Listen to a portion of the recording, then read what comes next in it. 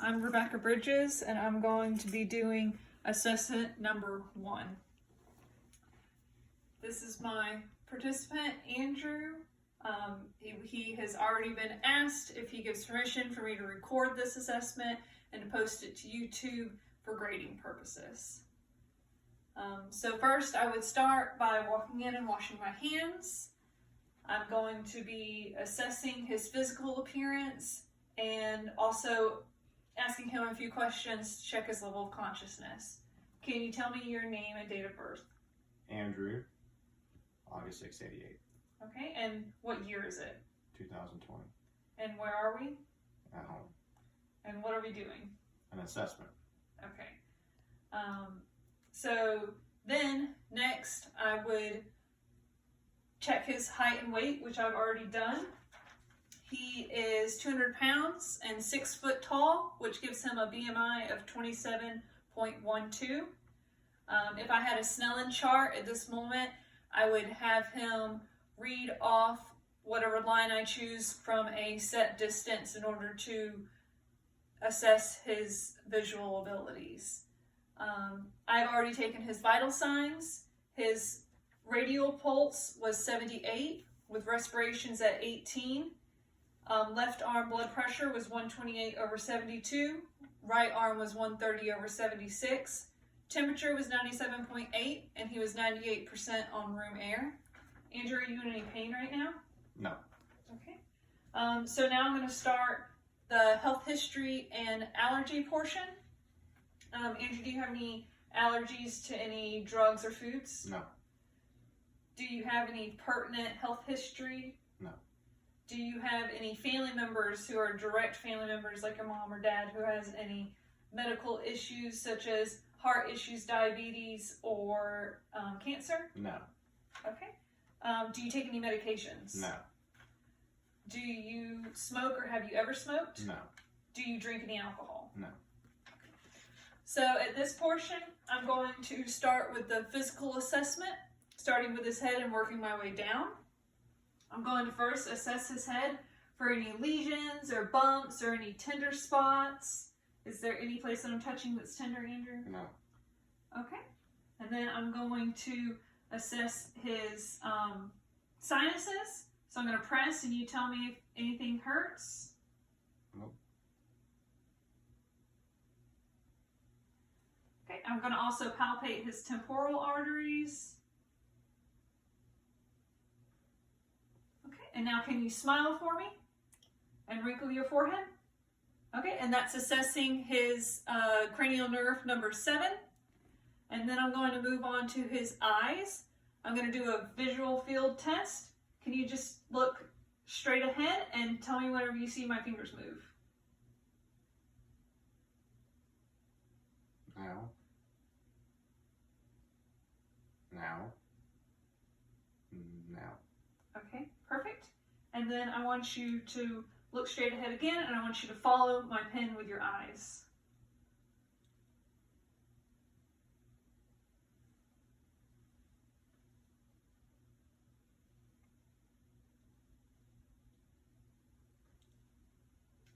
That is assessing accommodation along with cranial nerves 3, 4, and 6. So now I'm going to assess his pupil reaction and size. You can just look straight towards that wall.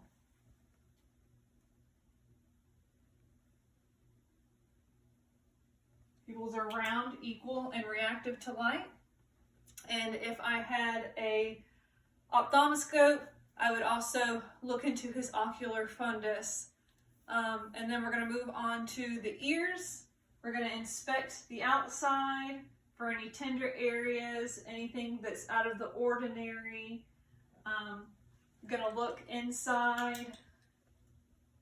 And if I had an otoscope, then I could also look in and look at his membranes and make sure that everything is the way that it's supposed to be.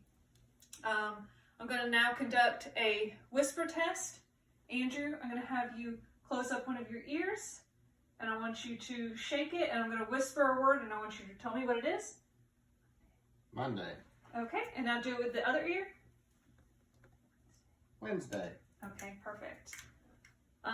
So now if I had a tuning fork, I could also evaluate the Weber test and the Rhine test. Then we're going to move on to his nose. His nose is symmetrical and it fits his face properly. There's no lesions or bumps. Now I'm going to check it for patency. Andrew, I want you to close one side and breathe in. And now do it to the other side. Okay, and now if you could look up, I'm going to take a look in your nose. Membrane's moist, pink, correct color. I can't see any blockages from this area. And if I had a scope, I would also look into his nose to see further up. So now I'm going to move on to his mouth and throat. Andrew, I'm going to have you open up your mouth and stick your tongue out and go ah. Do it again. Okay. And so that assesses his tonsils, his uvula, his mucous membranes. Him being able to stick his tongue out assesses cranial nerve number 12. And if I had a tongue depressor, then I could also check his gag reflex. So now I'm going to move on to his neck and his lymph nodes. We're going to just palpate his cervical lymph. Make sure that there's no swelling.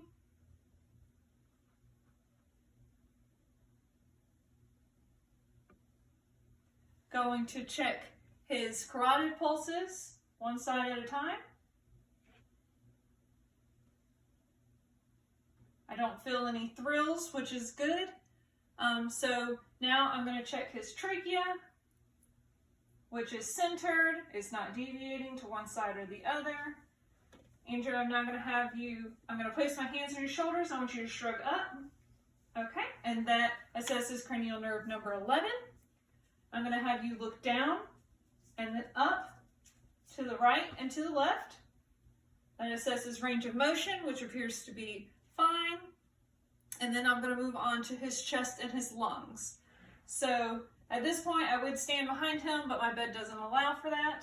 So I'm just going to have you swing your legs a little bit that way. There you go.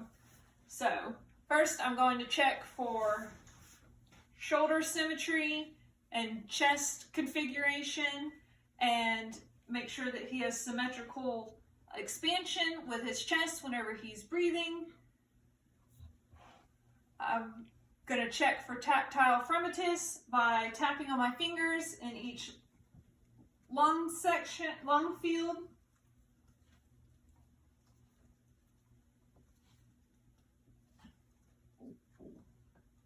Oh, I'm sorry, that's for cussing. I'm going to check for tactile fremitus by asking Andrew, can you repeat 99 every time I touch you? 99. 99. 99. 99. 99. Okay, perfect. And then we're going to move to the front of his chest. I'm going to take a listen to both sides.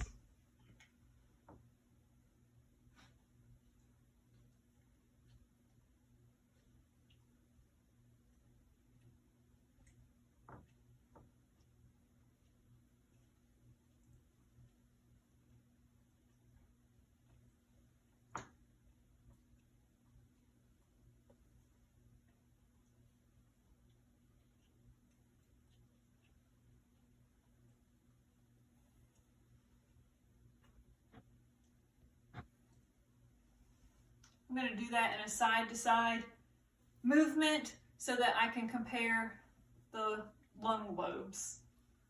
I'm going to repeat all that from the front, evaluating what his chest looks like, that there's no lumps or lesions. I would also do the tactile fremitus again and do the percussion all over again in the front, and listen also to his lobes through the front. So next I'm going to evaluate his heart by having him lean forward. I'm going to check for any murmurs.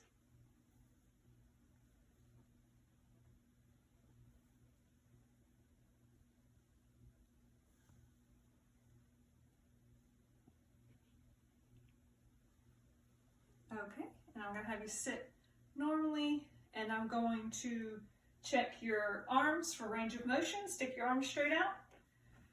I'm going to have you press up against me. Okay, and now push down. All right, now spread your arms straight out and lift them up and down. Bring them around to the front of you and then relax them on your legs again. All right, and I'm going to assess your epitrochlear node. I'm going to have you lift your arm up at a 90-degree angle. Feel right here in between his bicep and tricep. And then again on this side.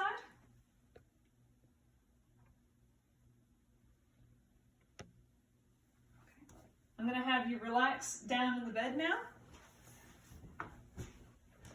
Going to inspect his jugular pulses at this time. Make sure that there's no distension.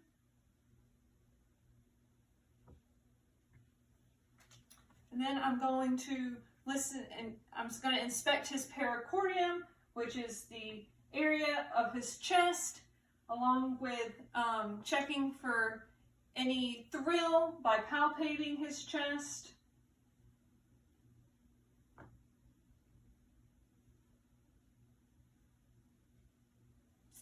And then I'm going to auscultate his heart sounds with the diaphragm and with the bell.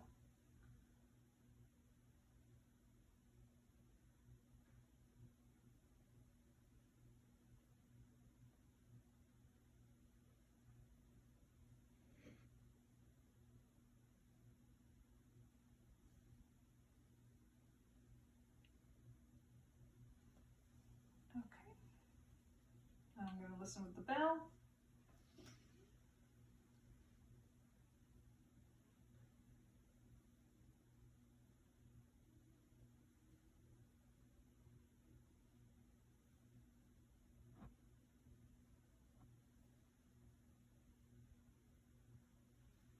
That just helps discern if there's any murmurs or any abnormal sounds.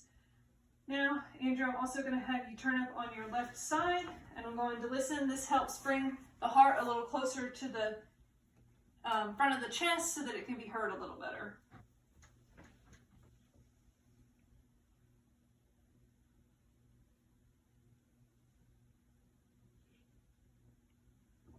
I'm going to have you sit up on the edge of the bed again.